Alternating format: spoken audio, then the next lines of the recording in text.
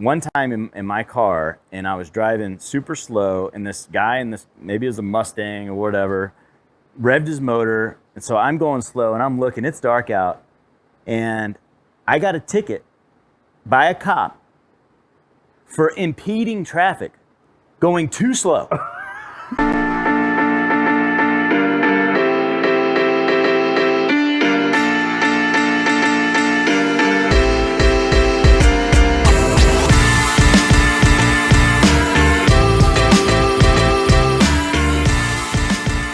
What's up, all you auto enthusiasts out there? Buckle up for a unique experience where we have custom vehicles and their owners share the spotlight in our studio. Have you ever seen a cool ride and wondered who the owner is or what the history is behind the build?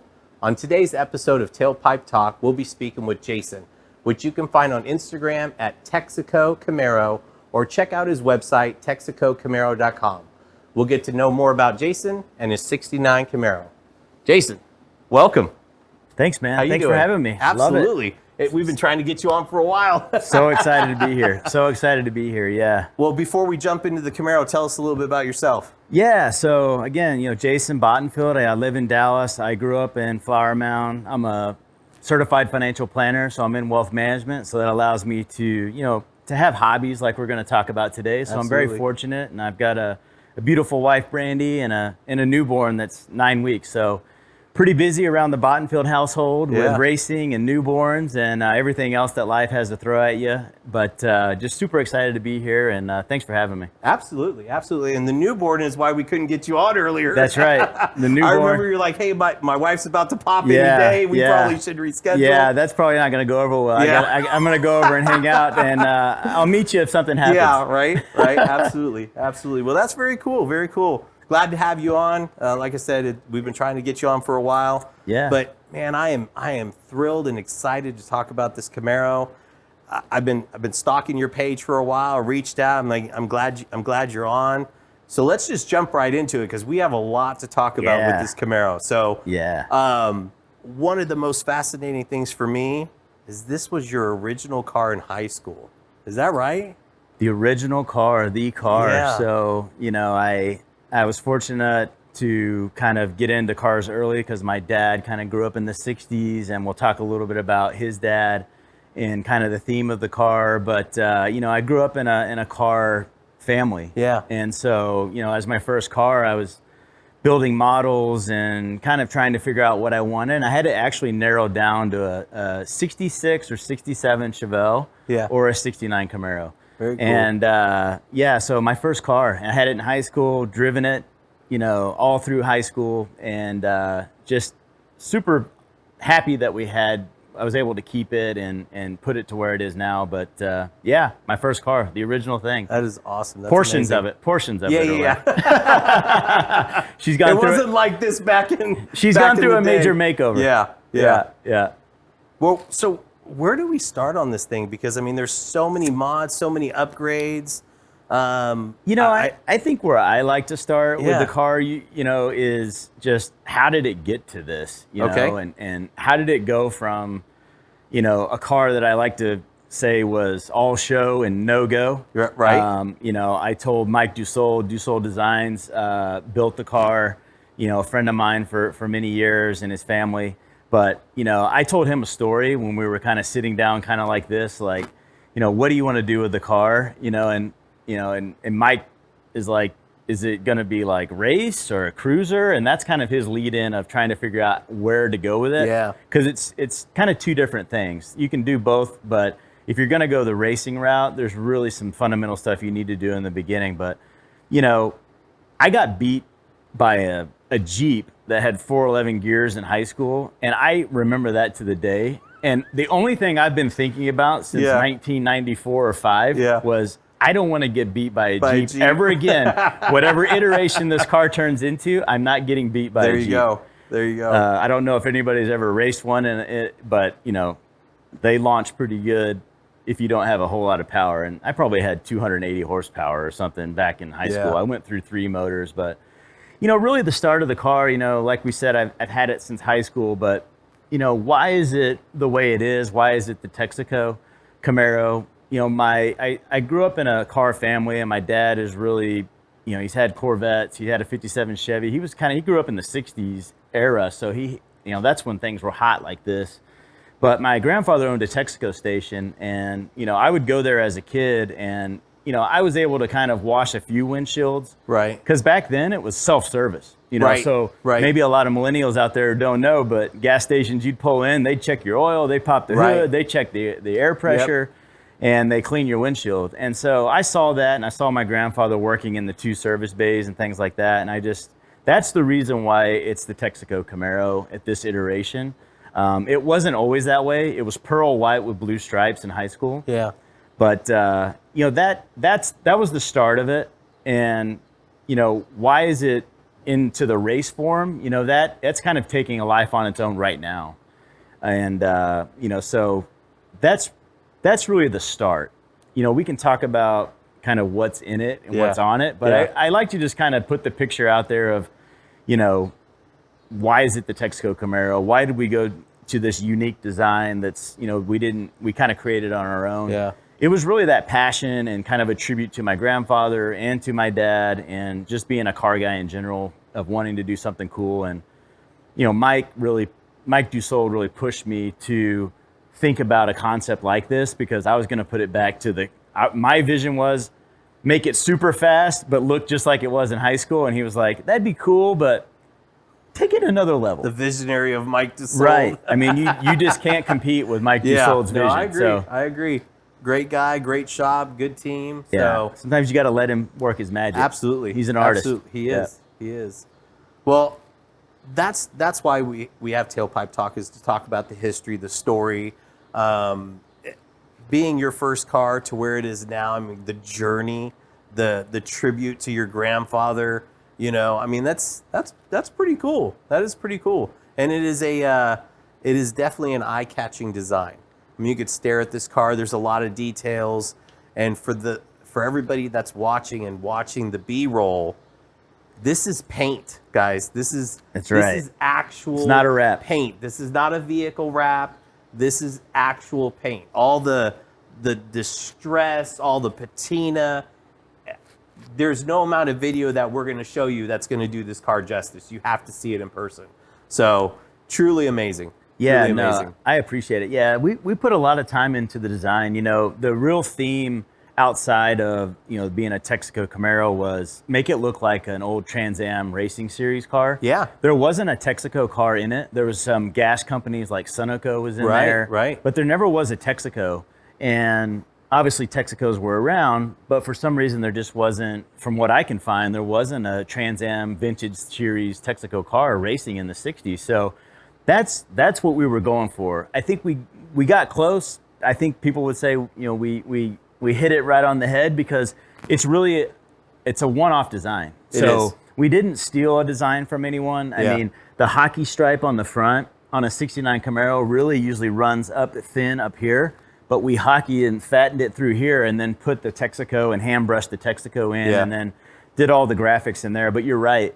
You know, you can put video on it and cameras on it, but when you get it in the sunlight and you really look around, the airbrushing, because this has multiple layers on it. Oh, yeah. So there's a base layer of like an orangish rust, and then a white over top, and then the black and the striping and all that was put on. Yeah. So it looked like a show quality paint job.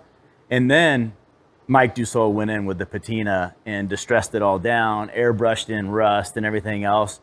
And the cool thing about the car is now is, you know, much like all of us with our cars, and we want to keep them nice, and if, you know, somebody brushes on it just barely with their backside or whatever, you get kind of like, I used to get mad. Right. Now I'm a little older, I'm just like, you know, you cringe a little bit. But with this car, you know, I still don't want people doing that. Sure. But because it is a patina design, I am adding more design elements to this every time I go race it. It's character. Lots of character. Yeah. So it's just been an awesome kind of process, just to see it to get to that point. Yeah. And that we actually created something that, you know, we may talk about it a little bit, but that somebody might want to produce as a toy. And if I was a kid, I would be jumping this thing and going crazy about it. Let's talk about it, because when you posted about it, you know, I had to get on Summit and I had to order me Yeah, a few. yeah. I was hoping to have them here because I was going to have you sign one. Yeah. But It almost happened. Let's talk about that. Yeah, so it's definitely the cars are made. It was just a little bit of a shipping thing from where they were made from, but yeah. So Greenlight Toys basically came to me and wanted to know if I would sign off on them creating the toy. Yeah. A 1/43rd scale and a 1/64 scale. So the 1/64 scale is like what you traditionally think of as a matchbox size. Yep. The 1/43rd, which you have, is a little bigger. It's kind of Gotcha. half of a phone size. Yeah. And so it's going to be super cool, but it's definitely coming out. And Summit is a sponsor of the Optima Ultimate Streetcar Right. series. So I've had some relationships with them, and they already carry Greenlight toys, but I just kind of said, hey, this car's coming, and they jumped on it. And a bunch of other companies, die-cast companies and stores, potentially maybe a Hobby Lobby, potentially we've got some things in the talks with Walmart. They purchase Greenlight stuff too. But that's really cool. If I could get I don't care what shelf it's on, but it's definitely going to be on the Summit Racing shelf. I'm getting a picture of my car hanging on a shelf, and it's just, I would have never thought that could ever happen. I mean, I know you could probably pay a bunch of money and get something like that done, but I didn't pay for it to get done, just to put it out there. And they reached out to you, so obviously that says something for the car, the build. Yeah, absolutely. So I'm very humbled by it. I mean, it's just so awesome, and if I could get thousands of them and give them away, I would. I mean, I am going to get a decent amount of the cars, and so I think one of my goals with it is that. I like going to the state fair and just beating up on throwing the balls and knocking the bottles down and getting teddy bears and stuff like that. And then I hand them out to kids that I know that don't get to play those games. There you go. I would love to just have my car and give it to a kid like me, because that's what continues the car culture generation. Is really, I remember my first kind of maybe hit on like a passion for a car. It was a white Lamborghini Countach that came to the town I was in, and the doors opened up, and I was like probably 7 or 8, and I was like, whoa. Poster immediately on the wall. Right. Yeah. I don't have posters of this car, and and I think that might be a step too far, but to have the car and be able to hand it out maybe to some kids that are passionate or not even passionate, I think I would love to have a car like that as a kid. I know I had some like that, and just jump them around and do whatever. But so that's really what I see coming out of it. But it's going to be super cool just to have. And when Summit gets them in stock, have you talked to them about putting this on their what do you call it? Yeah, the little spindles, like Lazy Susan. The Lazy Susan. Yeah, kind of the showcase. Yeah. So I don't know that I'm going to be able to put it on the showcase and spin it around, just because I'm doing so much racing stuff. But we need it for a month, right? Yeah, need it for a full month. But we are doing a fan day. Oh, so are you? When they come in, very cool. We're going down there, and we're going to have a fan day where you can buy the car. I may or may not hand some free ones out to kids. Yeah. That's what I want to do. That's really what I'm looking forward to. I don't know if, even if they're adult kids, whatever. Yeah. But we're going to have the cars there. That's awesome. It's going to be a big, maybe not a big promotion, but I'll try to promote it as much as I can. But the Arlington store, it's only 40 minutes away or so. Let me know when that is. Yeah, we'll be happy to. So we're going to do put our spin on it too, help promote that. Yeah, so we're going to do that, and it's just fun. It's fun to have all that stuff and just to kind of keep the car culture going. So very cool.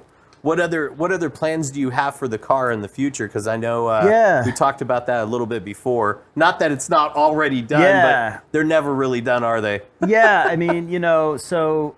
This is only my second year of racing, and I tell people, the Optima Ultimate Streetcar Series is really my main series. I do local stuff with Equip Rapide and SCCA, and even the BMW Club has autocrosses locally, and I'm a member now at Eagles Canyon. But this is only my second year of racing. I mean, I've had a car like this, and so I've considered myself a good driver. We all do, right, as car guys. But racing's a whole different thing, and autocross and road course, but.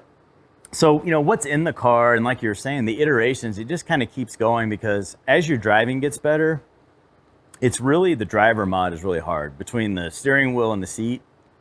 But as you get a little better, you start to find some limitations in the car that, you know, you could have just gone full race mode and done everything, but you know, you can't spend all the money in the world. So you got to kind of do it in phases.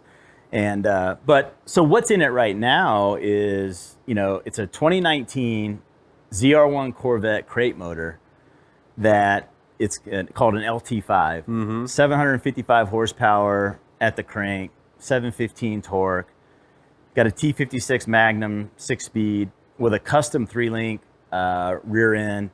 And actually the rear end's actually a Ford 9-inch shortened full floater axles, and I actually have 1.5 degrees of camber on a stick axle. So I've got camber in the back because I have floater axles. No kidding. I actually have 1.5 degrees of camber. I'm running about 2.6 in the front. Yeah. So it's 315 square setup, but sometimes I'll put 335s on the rear. And the exhaust is a 3-inch full TIG welded. And we put a lot of time into it because we sat the car down so low. You know, one of the biggest things that everybody always bangs is header collectors, you know, down there. So, you know, I still hit them occasionally. And like the worst speed bump ever in Dallas are the ones that are like, you know, 1.5 feet long. And like the ones that are supposed to make a car easier to go over are actually the worst because as soon as the front goes over, it high sides on the collector versus just being able to get over the little one. Yeah.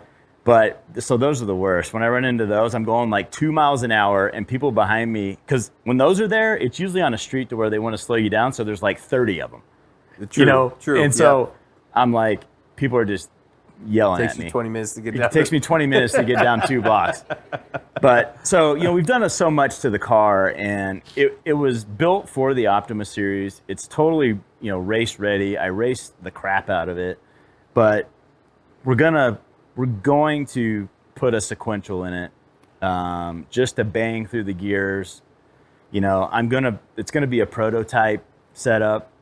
You know, I may not be able to tell the cameras everything about what we're doing. I told you a little bit about it, but you know, it's gonna be a prototype sequential, full sequential, not like a bolt-on, add-on, you know, whatever. But then we're gonna fatten up, put a wide body kit on the front with carbon fiber. And keep the same design. So, you know, Mike DuSold, he'll be able to work the magic again, but it will be carbon fiber, but it's going to give me another 2 inches. So I'm going to be able to put a wider wheel on the front. The 315, I got a 10.5 wheel, so it's not stretching it like it needs to be. It needs to be a little wider. And it's tough to do on a stock fender unless you start pushing it out. So we're going to widen it, put the sequential in.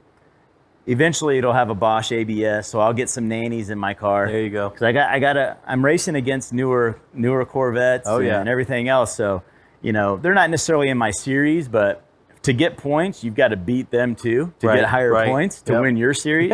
So it's kind of a weird dynamic for the Optima deal, but it all works out. But I need to get better at not flat spotting my tires on what we call the speed stop. I don't know if everybody out there knows about the Optima Ultimate Streetcar series, but it's 5 elements. You know, it's road course, it's autocross, it's speed stop, which we call the Peak Performance Challenge now because Peak sponsors it. But it's really, you go down like an 1/8 mile drag, 180 turn, stop in a 20x40 box. And that's where you flat spot tires in an old car, is trying to stop in a box after you're going, you know, 60 or 70.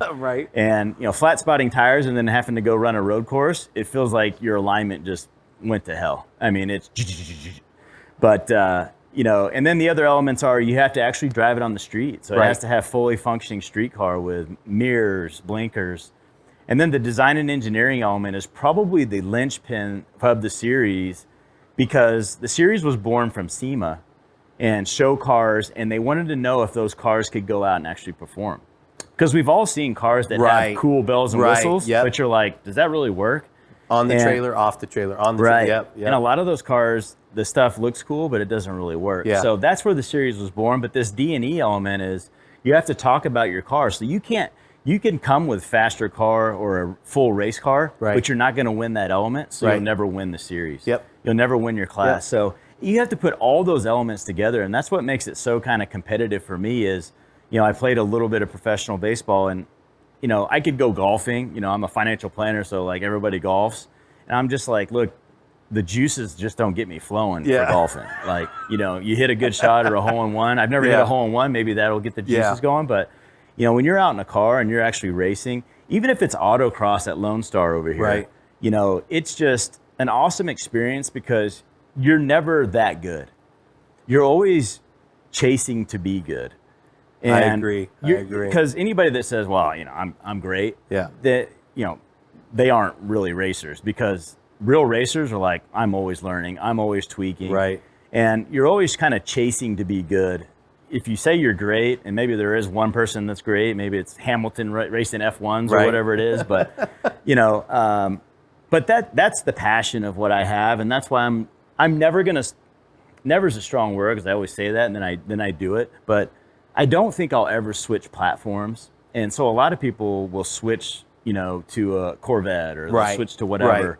But you know, I don't really care to be the top fastest Optima guy. Yep. I just want to be the best in my vintage series, which Right. is 89 and older. Yeah.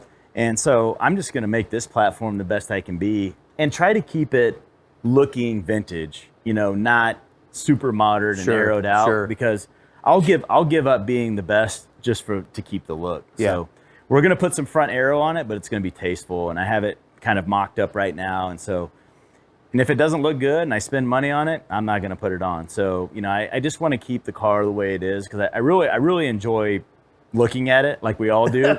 Absolutely. You know, you take the look back. I don't care Yeah. what car it is. Yep. You know, any car that you have as a kid or anything, you know, you just feel, if you're a car person, you always look back and be like, you know, that looks good. You know, even if you just put one little thing on it, you know, Right. it makes you feel good. Absolutely. And the car makes me really feel good right now. So And then you mentioned earlier you have a Vet too, a 66 Vet? yeah, I've got a 66 Vet that's all stock, so it's super cool. You know, independent suspension, and you know, it's a fun cruiser. It's a fun driver. It's you know, kind of a rare car. I mean, it's just a collector, but you know, that body style is pretty cool. Just kind of It is. you know, old fighter cockpit interior with you know, kind of a sharkish front look. You know, but I'm just into cars. I'm a GM guy, but I appreciate everything else. I mean, you know, and that's one thing about going into racing that I didn't know.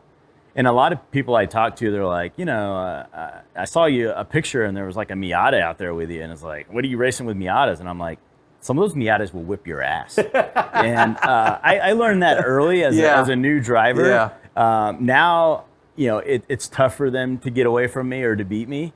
But when I was new, I absolutely got smoked by Miatas. I'm sure. And I was like, wait a minute, like, but then it was the driver. Yeah. It's the driver. And those Miata guys really got it down, because you can control them so well if you get squirrely and get it back. Like if you get this squirrely, you better know what to do, because you don't get it back like you will on a Miata. But so I have a lot of respect for all cars and what people are doing. I just think that more people should get them out there and just beat on them a little bit.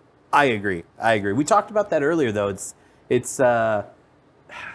So racing is expensive. It doesn't matter what kind of racing you do, drag racing, drifting. Yeah. You know, you go through parts. You're hard on them, but you are right. I believe that more people should just even try it, because I didn't. You know, I did autocross for the first time in that big, huge crew cab truck that I have back in 2013. And that was because my sons were egging me on. They're like, we were at a Good Guys event. They're like, Dad, you should take the truck. I'm like, the truck? And so I took it out and I was hooked, but never did autocross before. So it's kind of like a drug. You go out there one time and you can really get hooked, fall in love. And then you go down that rabbit hole. It can be a rabbit hole. Yeah. I would say, you know, if you're on the edge, autocross is the best, because you don't really beat the car up like a road course. It's not terrible. True. It's not terrible. Yeah. But you're going to go through some tires, which can be expensive. But if you start with, like, everybody always says start with the Miata platform or start with a smaller platform, just because the parts are cheaper. And they usually don't break, because it's, you know, you don't have 700-800 horsepower blowing through it. That's true. You know, That's so, true. You know, I think if you're going to start, you know, just start. But I mean, it's don't do it because you don't have the confidence or you don't think you can do it. I mean, it's just so much fun. And, it is fun. And just to have your car out there and to enjoy it, you know, I really have such a deeper appreciation because I did the car scene all through high school, as you can imagine. Having a nice car, '69 Camaro, is like, that was the coolest thing ever. I mean, but racing it is just, it's fun. Autocross is fun. The local events that we have here, local groups are just totally fun. All the people are great and they'll help you out. Yeah. And even in the Optima, you know, I drive 2 days out and 2 days back. Luckily, my wife and now my daughter, my newborn daughter, comes with us. But you know, when you're out there, I'm not a full-blown ASE mechanic, right? Right. So I've grown up with this car. I knew how to work on everything on the car before. Right. Now I'm learning everything on it now, but it's a modern car essentially inside of there. But you know, the guys at these events are the same guys at the Optima events. They're just in different towns and all coming together, and they're all super helpful. Yeah. And so that camaraderie is like, it really keeps you from, you know, even if you don't know a ton about a car and you have an issue, people will help you. And so I think, you know, that you got to break down that barrier, because I think a lot of people do have that barrier of, you know, what if something happens and I'm not a super car person or whatever. Right. You know, it's like, you know, just go out and do it. And, and you don't have to go super fast either, you know. You can do it at your pace, and people are appreciative of it that you just came out. Especially autocross, it's more about the suspension than it is power, believe it or not. Oh, yeah. At least I feel it is. Yeah, unless they open up the track and put some straightaways in there. That's true. And then it gets powerful. That's true. And then the Miata guys are like, what, this track? But like 90% of the autocrosses are built for them, and then you get the 10%, and we're like, here we go. Little power move. Here we go. Absolutely. Absolutely. How many of the Optimas have you done? Yeah, so I've done 3 already this year. I've got another one. I did 5 last year. Oh, wow. So there's 7 regular season events, and then what's called the Optima Ultimate Streetcar Invitational. Yeah. And the other events are, you know, you have an entry fee to pay to get in, and you have a novice, intermediate, and expert kind of run level group, and then your class. But the Invitational, you got to win in. You got to point in. You got to win an event. And so it's basically the top 80 to 90 cars that came out of those 7 events go to the Invitational. Gotcha. And so I'm at the point, I have the points to get in. I'm going for a win at NCM in October. I want to win it. It's going to be tough. But I'm also right there on the edge of being the national points champion for the GTV. I don't know if it'll happen. They're super awesome and good competitors and guys I know and love now being in there, and they're way better drivers than me. But I'm just right there. I had a good event and it put me up into the points, and so, you know, if I can pull it out, I can pull it out. But I'm just gonna have fun trying to get there. There you go. But you know, they may beat me, but you know, at some point, I want to get my car on that top points podium. You give them a good run, though. Give them a good run. Absolutely. A run for their money, right? Absolutely. As long as you're having fun. That's just having fun. Smile on your face, good time. Absolutely. Yeah, that's cool. It's awesome. And our classes, I like our class because it's all cars like this, pretty much. Gotcha. I mean, it's the vintage class, so it's 89 and newer. But really, you've got, you know, like GNX, Grand Nationals out there. You've got old Chevelles. You got a bunch of 70s Camaros, because that was a pretty good platform. Yeah. It just needed more power. They sucked all the horsepower out of them in the 70s, but they had kind of a good aero package to it and setup. But it's just fun to see the old cars really out there. Yeah. Because it takes a lot more to get a car like this to operate like a new car.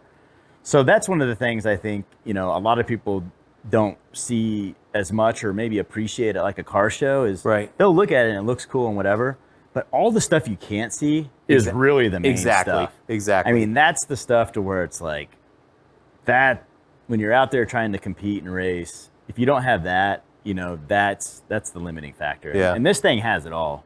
It really does. It just needs a little more. Package. it just needs a little more around the edges. Yeah. And it'll be good. But we were at Road America 2 weeks ago, topped out at 155, which is basically my fastest on-track speed. And, you know, 155 doesn't sound like awe-inspiring. I mean, I've been much faster in other cars I've had in Mexico. Yeah. But when you're going 155 and then you got to make a 65-mile-an-hour turn, that's a different kind of 155. That's almost like 300. I mean, normally people don't talk about 155 and a turn. No, because there's a lot that has to happen, which is not just braking. but it's also downshifting, and downshifting will put you into the wall a lot quicker than your braking will. Yeah. If your brakes go out, your brakes go out. But downshifting and what we call money shifting into the wrong gear and locking up those rear tires, you just will start donutting if you don't do it right. So it's that's where the sequential will help me. I don't do that as much. I definitely did it early on. Yeah. But now I have muscle reaction to when I downshift that even though I'm in the right gear, I'm ready for a catch. Now, when you started, did you have anybody like go out on the track with you? Did you take any lessons on driving? It was or really it just... Mike DuSold. Oh, yeah? My first race was Pikes Peak International, which is not the hill climb, but there's a track out there in Fountain, right outside of Colorado Springs. Yeah. And Mike, built the car, but he's really good friends with the track owner, so he wasn't racing at the event, but he came up and that was my first event. I've never raced before. Yep. Now I'm in this like Optima thing. Right. There's TV cameras. Right. There's just badass cars and drivers everywhere. And I'm about to get on a track that's in the infield and then goes up on like a 16-degree bank. Yeah, yeah. With a dip 3/4 of the way coming on turn 2. Like in the turn on the bank, there's a dip. And they're like, drive through the dip. I'm brand new. And they're like, yeah, take her like, 100 plus through there and just drive through that dip. Get low, but drive through and drive up to the wall. And I'm like, wait a minute. Hit the dip. Are you sure? They're like, if you can drive through the dip, you'll do good. Yeah. And I'm like, okay, how about 85? Yeah. I did 85. Yeah. I'm not doing over 100 through the dip on a bank, first time driving on a course. I mean, I was just like, this car better hold. Mike knew it would hold. Yeah, of course. It's just that you don't think it'll hold because you're scared. But the car did phenomenal. But he was there to help me. But, really I didn't have any training outside of just, I did some drive exotic stuff, at Crescent, where you get out there and drive a Lamborghini or a McLaren. Right. But my favorite car out there, and it may still be out there, is like a Viper ACR stick shift with like close to 800 horsepower. Just raw. It feels like this car. Yeah. It's just raw. You get into those McLarens and Lamborghinis and Ferraris, they got so many nannies and everything holding you in. It's like you can overdrive the car, but the car will basically hold you in. It won't let you go crazy. Like a GTR they have out there, it's just, that's the one they put people in that are scared to drive on the track because it holds people in so well with the all-wheel drive and all the nanny controls. Right, right. But that if you get out there and ever do that drive exotic, get in that Viper. It's raw. It feels like this. If you want to feel what this feels like, it feels like that. Oh, you mean you're not going to let me drive it later? Yeah, probably not. There's very few. That's a funny story because when we first got the car, it wasn't very fast, but I was very protective of it, and I was like 15, so I couldn't even drive it. Yeah. Right. So we were working on it. We get it going and all this stuff, and then my mom's like, "Yeah, I need to take it to the grocery store," and I'm like.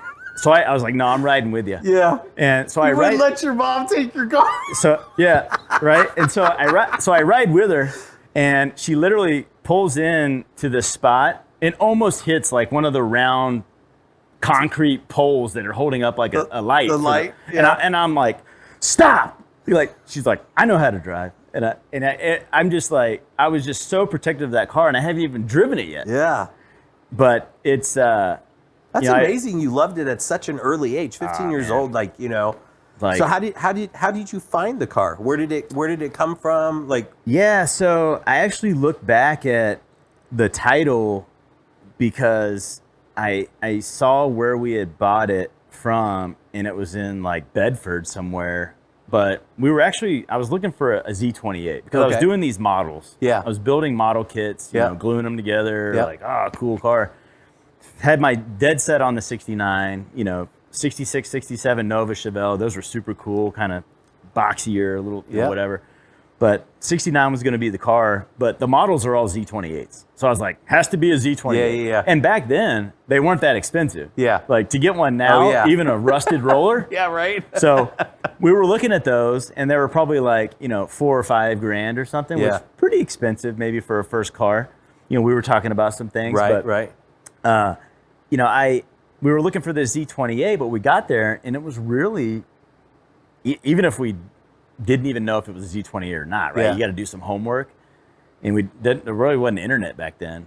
So we were looking at it, and it was kind of rusty, and it was like, it was going to be a little bit more work than actually the car that we found, which was this. But this car was pearl white, blue stripes, sitting in the back of the warehouse, and just had RS badges on it. Yeah.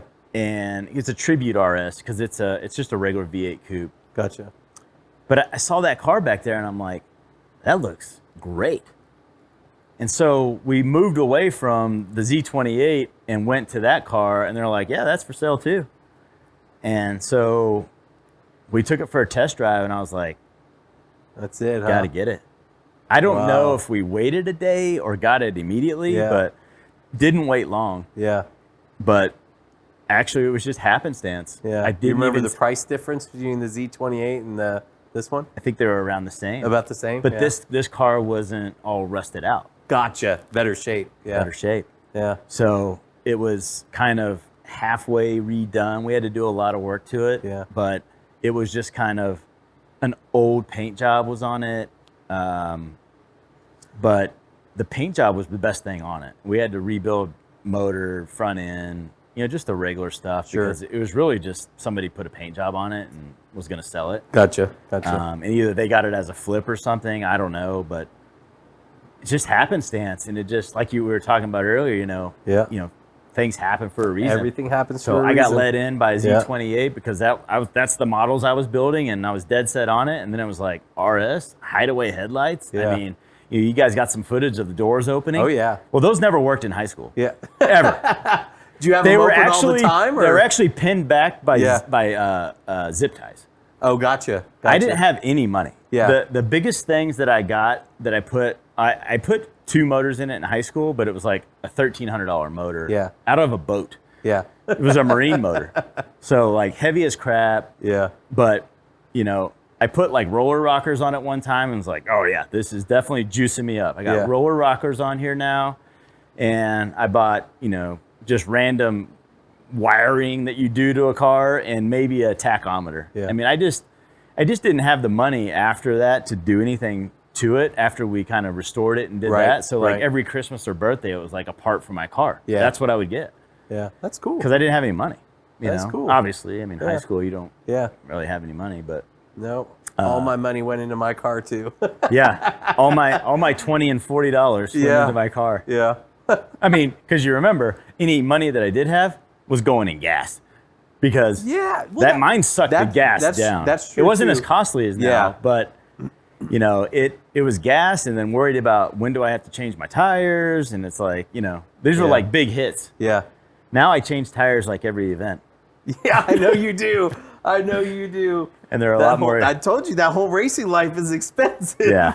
Well, you start playing things in your head. You're like, do I want to go a 155, make that turn on an old set of tires Yeah. or new ones? I better get new Yeah. ones. I've seen pictures on your Instagram where you got tires like stacked. I got them stacked up, and I put a comment on somebody's burnout post where they were doing Yeah. donuts, and I said, can somebody find me a place where I can do that in Dallas? Because I have a bunch of tires Yeah. that need some B-roll of that type of footage, and I'm ready to do it. I just need the location There where I you go. don't get in trouble, because Yeah. that whole burnout, spin-out crap that Oh, they're yeah, doing in yeah. Dallas, Yeah. I'm not getting anywhere near that, Yeah. because that's like Definitely not. instant. Definitely You know, not. I don't do that stuff anymore. I remember back in the days, and you came in from another area, but back in the days, Northwest Highway here in Dallas, and back going towards Las Colinas, there's an old liquor store that's just out there in the middle of nowhere, Yeah. and then there's a strip. It's about an 1/8 mile, and then you shut down going up the bridge Yeah. that goes over. But that's where the street races were. There was like 3 or 4 locations, and I remember going to those as a kid. This is going to be a funny story. This is why I'm leading into it. Yeah. I would go there as a kid, and the number one place I wasn't supposed to be with my car was there. Was there. My Yeah. dad Yeah. was like, you don't go to street races with that car. Because my dad, later on, when talking to him, is like, well, that's what I used to do. Yeah, yeah. But in my town in Yeah. Missouri, he was street racing everywhere. Yeah. So he knew what goes on down there. And he's like, don't go down there, in your car. And I went down there in my car only a few times. I never actually lined up and did the race because I was so scared of getting in trouble.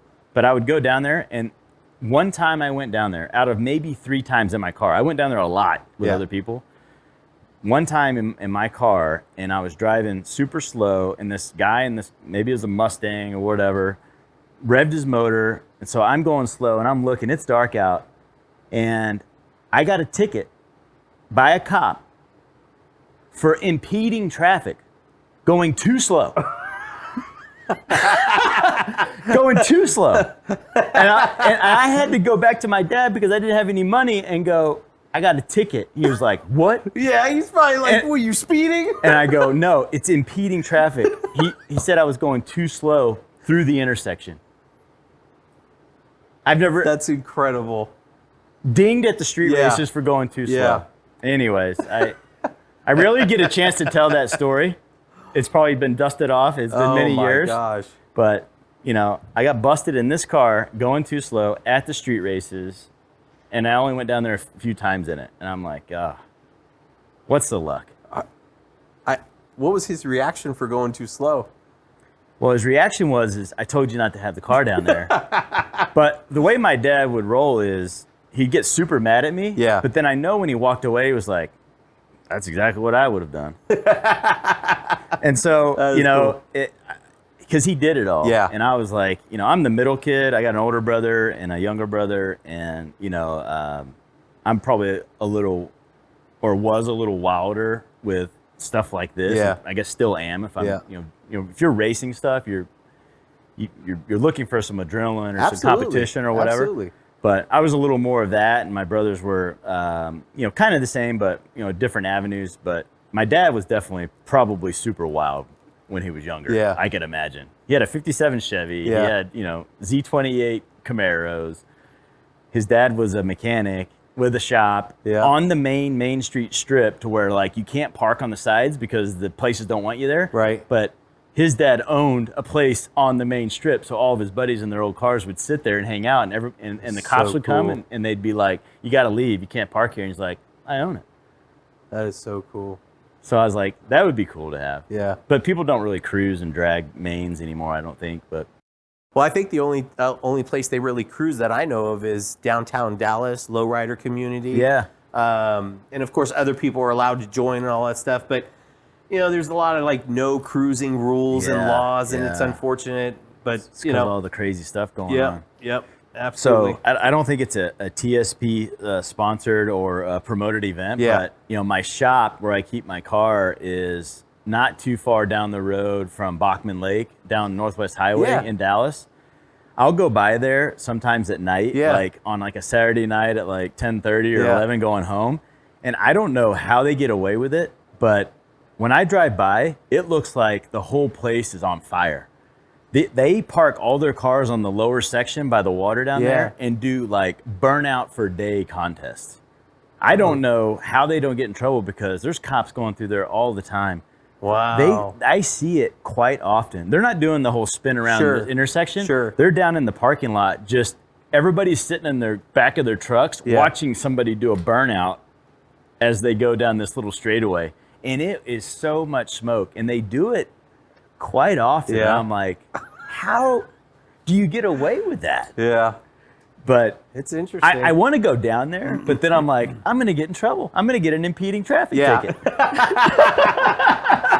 You're not doing a burnout, son. Like, you were there. You're in trouble. I was like, what do you mean? You'd get a ticket for I'm not like doing, I'm an for upstanding not citizen. It's like, participating. yeah, right.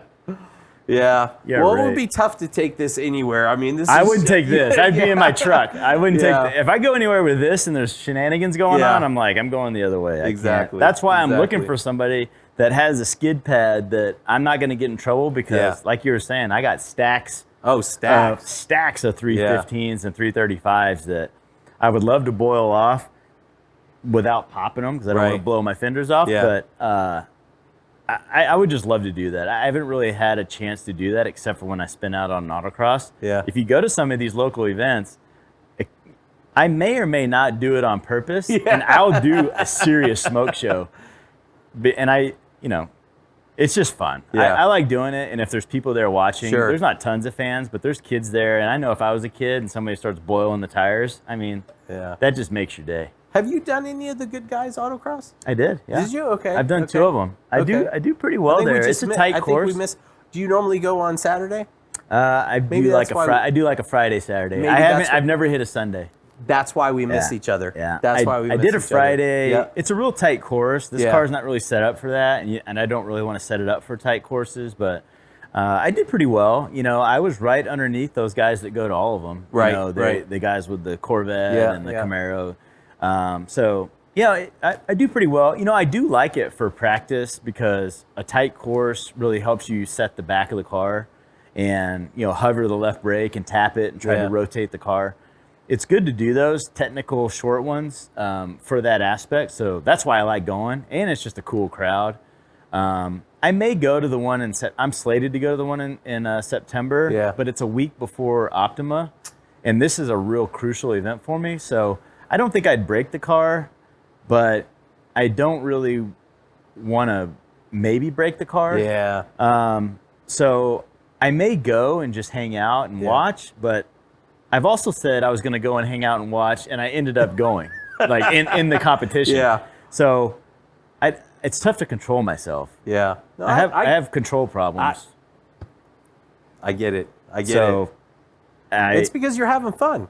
It's hard not to have fun. It's hard to watch people, you know, and unfortunately, Mike DuSold that built the car, his car has been down for a little bit, and he was preparing it for Pikes Peak and things like that. And he's come to some events early on last year with and just to kind of be there, and I know to help support me, and also he wants to see his friends and stuff like that. But it's got to be so hard for a 2-time Optima national champion to not be able to race.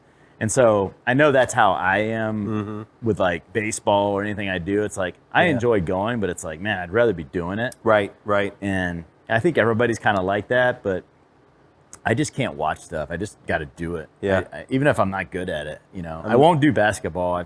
I can't do basketball very good. I hack the crap out of you. Oh, you'll come out of there like a busted lip. Yeah. I'll be like, you can't do that? More like it's like you're not really supposed to touch somebody. You can't. We called that jungle ball back in the day. It was very rough. And when you Bloody lips, ain't black good, eyes. when you ain't good, you just take them out. There you go. They still do that. Yeah. But no, I'm just having a lot of fun with the car, and a lot of just trying to, one of the biggest things I'd love for the area is to have more of those cruises. But yes, I watched the quarantine cruise, and I know some of one of the founders that created that out in California, and I would love to have that here, but unfortunately we just don't have the scenic routes, so it's tough to replicate something like that. They've got the PCH, but I would love for just a cruise where you have a bunch of cars and just having some fun, like the shows they have around here. I'd like to have the show and then do a cruise, but I just don't think a lot of people are into it as much, and I wish they were. I may not be able to make them all, and I know everybody's got other stuff going on, but I just think it's fun to do that aspect if you're not going to race the car, right? Because then you at least get a little bit of a drive time. Yeah, drive time, hang out some with fun, like-minded people, and check out other rides. Yeah, and it's just cool pictures and sounds and everything like that. But at some point they're all going to be electric, and there's going to be no sounds. So I'll have to go back to a story I've told in the Optima series when they've asked me about the car. Is I got beat by a Jeep, which didn't make me happy for many years, and I would drive around, and you guys are all lying if you haven't done it, and you make like the sound your car should make, and it just didn't make it. And so I would drive around like making the sound it makes now in high school, and like one day, and even if I was in my truck and not in my Camaro or something else, I'd be like, one day it's gonna sound like that. Playing with Hot Wheels, just like like it's gonna be so loud I can't hear anything. That's right. That's right. And now it does it. And so I may or may not be still making the sound. You just can't hear it. There you go. There you go. But that's what I find cool about it. I mean, it's just everything I wanted it to be. I was fortunate enough to be able to have it happen, and just I love talking about it. I don't know how to make sure that car culture doesn't fade out with this new electric stuff. And I'm appreciative of the electric stuff. I mean, maybe this car 20 years from now will be all electric. I don't know, but probably not. I mean, but if they don't have gas to put in it, we got to make it electric. Right, absolutely. So I don't ever think that'll happen, but just to keep the car culture alive, especially with the old cars, you know. I agree. Like, I you know, I appreciate new ones. I think, you know, my goal that's kind of festering in the back of my head is to get a C8 once they put, you know, the Z06 is coming out. They've already confirmed it, but if they make a ZR1 C8, I mean, how fast is that going to go? If, you know, maybe it has an electric motor in the front and you know, a hybrid. Yeah. I mean, how fast is that car going to be? I know that I have a traditional Corvette, and I know the traditionalists don't like them, but when you see them on track and racing, they are a sexy car, and you can really make them. These Z06s are probably going to look really cool. I mean, that wing and all that. I mean, I'm gonna have one. I think maybe it's a C9 or I don't know, but I really like that car. So it's interesting. It's an exotic without being Mr. Exotic. It is absolutely exotic without that. And I'm all GM, so I'm not buying anything else. Yeah. I had a CTSV. Yeah. The fastest Cadillac you can get. Yeah. That thing was awesome. Yeah. But I was like, look, I'm stuck with GM stuff, so you and me exactly the same. I need the big C8. I'm stuck with GM, and you know I've had a lot of different Chevys in my lifetime. Corvettes is something I never got into because I'm a big guy and I just don't fit well in a Corvette. But I will say, when the C8 came out, I'm like, all right, that could be a game changer. How can I fit in that car? Because it is a sweet ride. It is beautiful. It really is. I mean, I can appreciate the exotic car people and things like that. The C8, once they put the big motors in there, I mean, why would you buy one of those exotics? Yeah. I mean, because I don't know, time will tell. Yeah.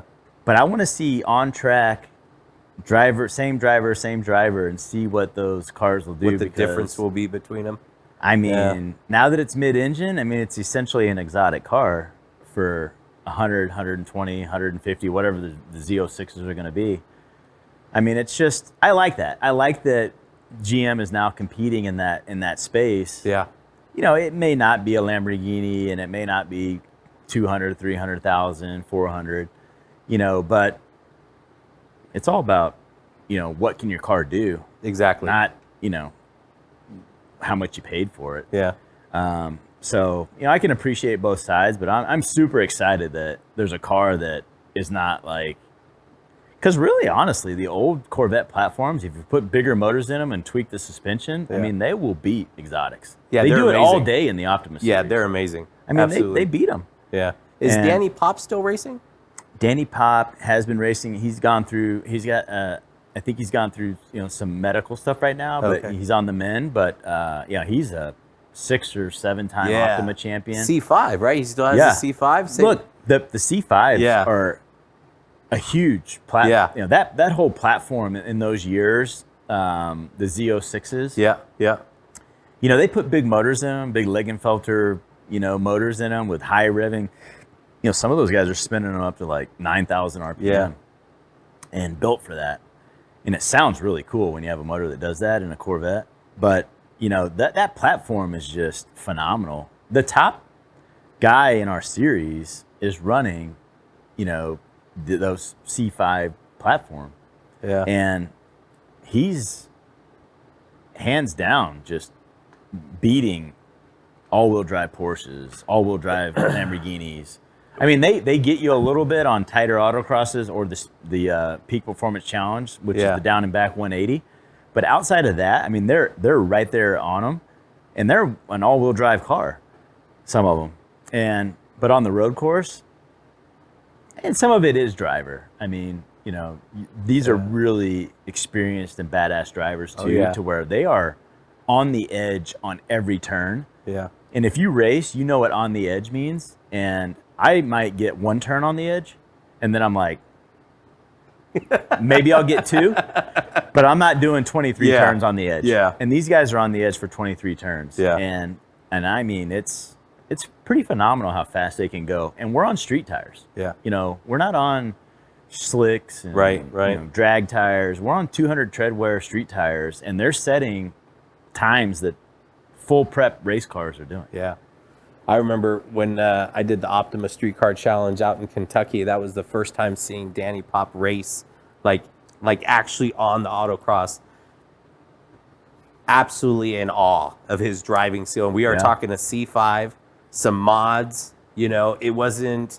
I don't even think he had aero on it at the time. It wasn't. It didn't even look like a full-blown race car. Yeah. And it was just in awe to see what he could do with that car. Yeah. Very, very impressive. But yeah, he's basically like a phenom in the Optima series, right? You know, and just a great guy too. Yeah. You know, I don't know him personally, but just, you know, seeing him around and people talk about him and things like that. Yeah. So just a great, and all those guys are. I mean, that's what's cool about us talking about it, is just it's the same people that, you know, come here and talk with you and around here. It's just, you know, they're just doing their thing and they're really fast. I mean, you know, I equate like that whole series is, you know, when we're on track, it's diehard competition. Right. Off track, it's like, and some people can't make that switch. Yeah. You know, and I play some local baseball too, and you know, some people are just like pissed when they get off the field. And it's like, this is recreation, right? There's no scouts in the stands, and you're not getting paid. Yeah. So whatever you did or didn't do, even if you do better or you didn't do better, like, it doesn't matter. Yeah. You know, they lose the part about having fun. Yeah, right? it's just having fun. They get too competitive, like you're trying to prove something. Right. But, you know, I'm not trying to prove anything, and I hope it comes across that way. I mean, I you know, I just want to have fun with the car, and the die-cast cars come out. I want to give out as many as I can to people that'll enjoy it, stuff like that. But just hopefully I can keep that going. I mean, I know not everybody's going to want to see the Texaco Camaro forever and ever and ever, and it'll lose its nostalgia. But, you know, it's a 2-year-old build, and I'm having fun with it. Absolutely. Just out there getting it done, trying to. This is going to be a tough question for you. I already know it. But out of everything on the car, what's your favorite part? Wow. You know, I think my favorite, well, maybe there's two favorite parts. There's the car guy side, but then there's the... Do you want to do a cosmetic and mechanical? There you go. You want to do that? So, what's your favorite cosmetic? Well, the cosmetic side is just that I know there's parts on there that I had when I was in high school. Gotcha. And it's not necessarily cosmetic, but I know it's there. Yeah. And I know the pieces that are there. Yeah. And so I kind of go back to those memories of like looking over the hood and like, man, this car, wish it was fast. It looks cool, but it's just not fast. And now it's like, man, you made it. Yeah. The car made it, right? And, you know, car people think that cars are like living things. Absolutely. And so, like, you know, if she has a soul, she's still there. Yeah. Even though there's a lot changed. But, you know, mechanically, it's just the noise. Yeah. When this thing, you guys heard it start up. Oh, yeah. But when it's at full roar at 4,000 to 6,400 RPM, it is a different kind of loud. Like, I have to put baffles in at the next race at NCM because I blow the sound. Yeah. But I don't know. I don't think it's race people that are there trying to pump me up, and even the old guard that are there kind of doing like flags and stuff. They always come up and be like, "I love the way that thing sounds." Yeah. And I don't even know really what it sounds like. Yeah. Because I'm in the car. You're in the car. I mean, I know it's loud, but and then I can take it for a rip real quick. You just stand on the side of the road. And then I see videos, but just like videos it's in general, the same, they don't get the same. So I don't know what it really sounds like, but people come up and just like, I love the way that sounds. Yeah. Like, you know, the older guard. I mean, the ones that were probably in the 60s, like, loved the noise. And I'm like, cool, you know? Yeah. Because, like I said, I would drive around and make those noises. Yeah. And now it does it. Right. So I love that part of it. Yeah. That's cool. Very cool. Yeah. There's tons of love on it, obviously, but those are the two things. You know, I still think about that there's bones there, and then just it makes the noise. Yeah, it was cool when you opened up the deck lid and showed us the little spot of original paint. Yeah, you know, the hood hinges were they have a little bit of overspray on them, but we've also got the Le Mans blue original paint on those hinges that were on the original car. Yeah, that is super cool. So you can see it. And, you know, I don't point that out that much. You know, some people may look at it and be like, oh, you know, maybe it's part of the patina. Maybe it's just ran out of money. Ran out of money. Ran out of money on this 4 inches right here. Yeah. But I should bring that up more, especially on our series with the D&E, because I think it could bring a little more nostalgia. So that's actually, it's a personal touch. I mean, it really means something, though. You know? Yeah. So do you ever tell them that it was your high school car? Yeah. That's kind of my lead in. Yeah. And then I kind of go away from it from there. And then I talk about everything we kind of talked about today. Yeah. You know, really that part of it, you have to sell the modifications of the car. Right. But also the story of the car and the design of the car, because they can't see what's underneath. They can see what's on the outside. And these are, you know, I wouldn't say trained professionals, but they are industry professionals. And like, you know, work at Ligenfelter or, you know, are car guys themselves or builders themselves. Right. And so they know what they're kind of looking at, but they can't see what they can't see. Sure. So, you know, stuff like that. But yeah, bringing that piece in to where it's like, that's the Le Mans blue from 1968 or 69. Well, you know, they're 69s, but they're probably built in 68 or whatever it is. But, you know, that's a good, it was left there for a reason, and I should bring that up more. Yeah. Because that is one of the things, like the car is fully done, but I lose, believe it or not, each aspect of the car gets graded. From the driveline, suspension, the paint and body, the audio, the interior, and then there's the trunk. Right. And my trunk is, I've got a 3-gallon dry sump oil tank back there. I got the jack bolts back there. I got the Bluetooth radio and the Pioneer amp, and then the air oil separator. But other than that, I don't have a lot going on there. Right. So I'm actually going to have Mike do some designs, and on that deck lid where it folds up, I'm not messing with the hinges, but just the deck lid, the underneath of it, I want to put a plate on there and paint. And there's a logo from the 60s where there was a logo for Texaco, you know, you can trust the man that wears the star. That was like their logo. That's cool. And that was their logo back in the 60s. So I'm going to put that on there. You know, you can trust your car with the man who wears the star. Yeah. And we're gonna graphics that in. That would be cool. Because I need more design elements in the trunk. Yeah. But I do need to bring that up about the Le Mans Blue, as this is an aspect of the build. Right. So thank you for that. Thank you for that intentionally. Absolutely. All right, man. That's cool. I'm already gaining points. There you go. I'm already on my way to win. Man.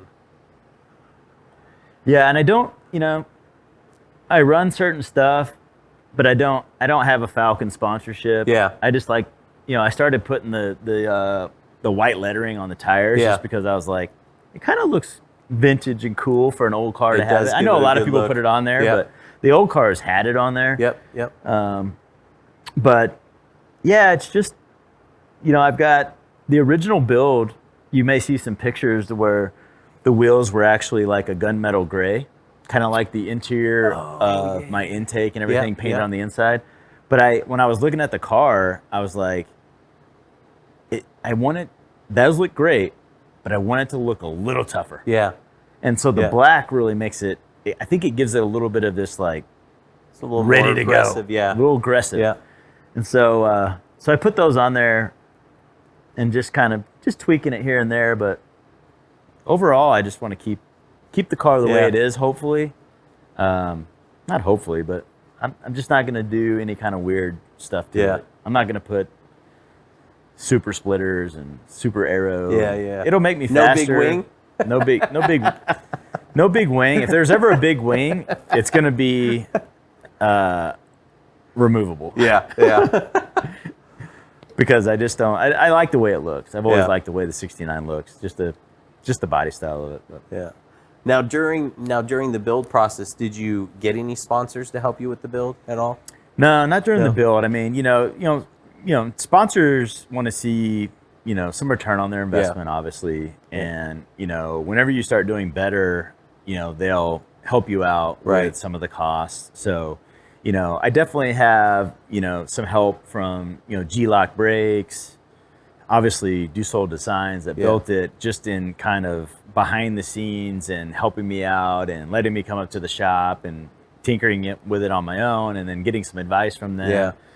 And, you know, Anvil, which does a lot of carbon fiber for even new Camaros, and I think they're getting into some Mustangs, or they have Mustang stuff, but Anvil does carbon fiber fenders, wicker bills, splitters, all sorts of stuff. And so I'm kind of working with them on some things. And, you know, Center Force is I've got a dual disc clutch in there. So, you know, so I'm kind of working with some companies, but, you know, full blown sponsorships, you know, I don't think I'll ever get there, but, you know, I'm always happy to, you know, just have people give me a little bit, you know, because I'm not asking for people to give me money or anything. It's like, you know, every little bit helps, you know, but some people say don't get a tire sponsor, because then you're beholden to that tire, right? And if a better tire comes out, you can't switch. So I don't have a tire sponsor or anything. Has Texaco ever reached out to you? You know, Texaco, unfortunately, is owned by, not unfortunately, but they're owned by Chevron. But unfortunately, it's kind of I would say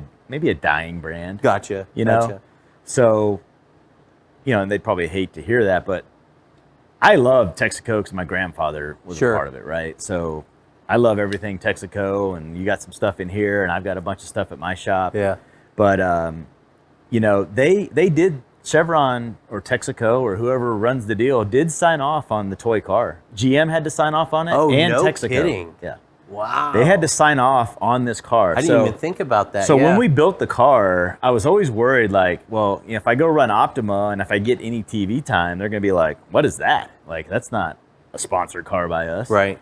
But I think it's, you know, the intent of the car is not to, it could only help them. Right. I Absolutely. think, right? I mean, absolutely. That's why I said it may not be like a dying brand, but you don't see commercials for Texaco. Sure. You know, but there's Texaco stations out there still.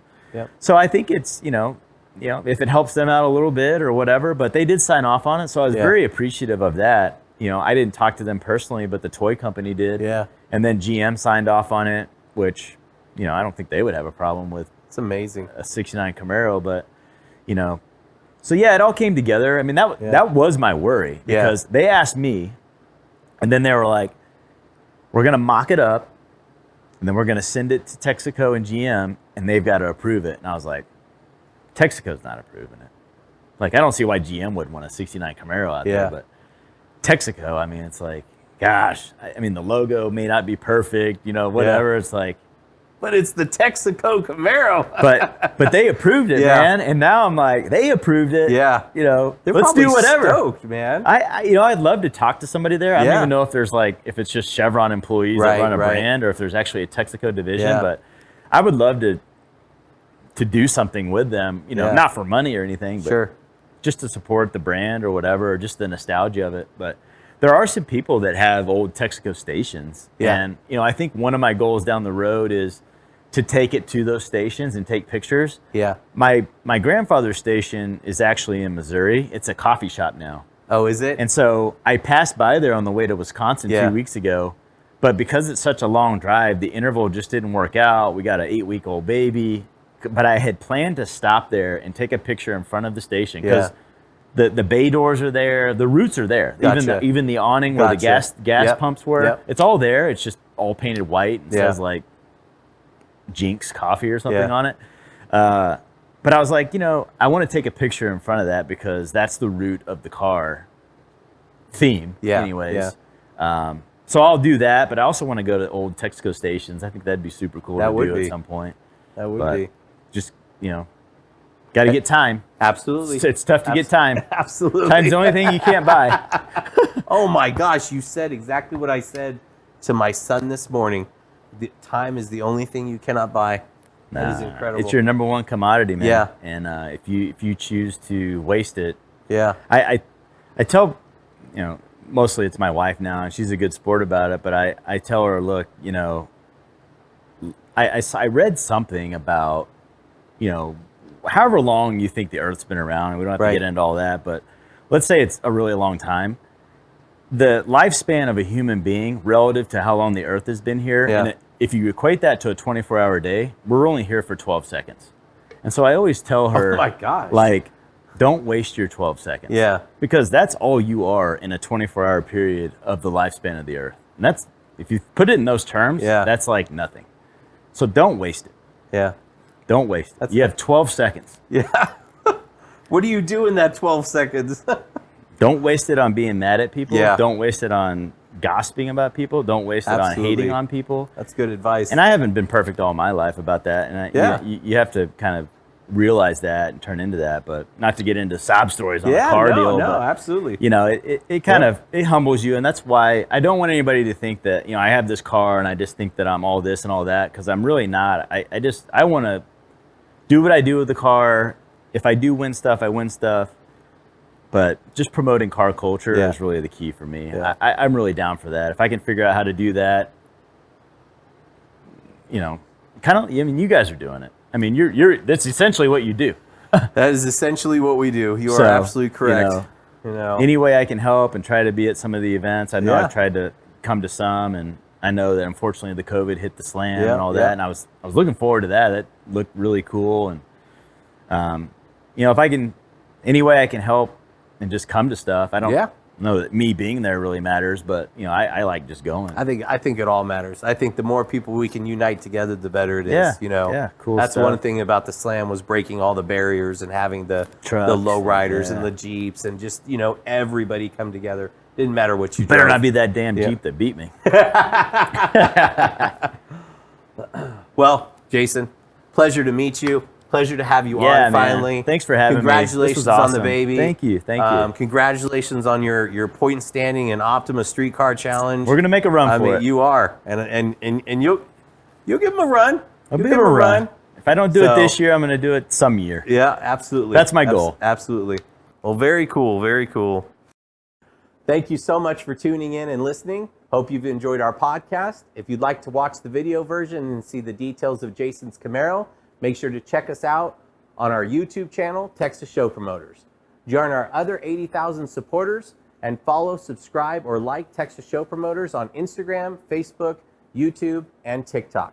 If you have a custom vehicle, live in the DFW area, and would like to share your story, please let us know. We'd love to have you on. Take care, everybody. Peace.